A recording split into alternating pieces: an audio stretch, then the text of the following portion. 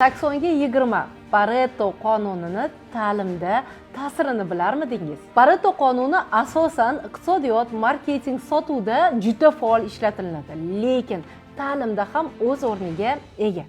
Umuman qaraganda nima deyishadi? Agar sen 80% gapirib, mijozing 20% gapiradigan bo'lsa, unda sen natijani eng quyisiga erishasan. Lekin teskarisi, agar mijozing 80% gapirib, uni maqsadini anglab, sen 20% kerakli ma'lumotni beradigan bo'lsang, unda sen natijani eng yuqorisiga erishasan deyiladi. Endi mana shu maketni olib pedagogik jarayonga tashlaymiz. Bizda mijoz kim? Bizda mijoz albatta o'quvchi. Tasavvur qiling, agar siz o'qituvchi sifatida o'quvchilaringizni 80% gapirtiradigan bo'lsangiz, siz natijani eng yuqorisiga erishasiz va eng samarali darsni amalga oshira olasiz. Lekin aksincha, siz 80% gapirib, o'quvchingiz 20% gapiradigan bo'lsa, ishoning, bu darsingizning sifati juda past bo'ladi.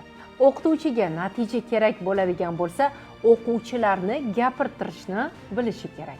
Darslar, kurslar va treninglarni sifatli o'tishdagi bilimlarni sizga kerak bo'ladigan bo'lsa, darhol sahifamga obuna bo'ling.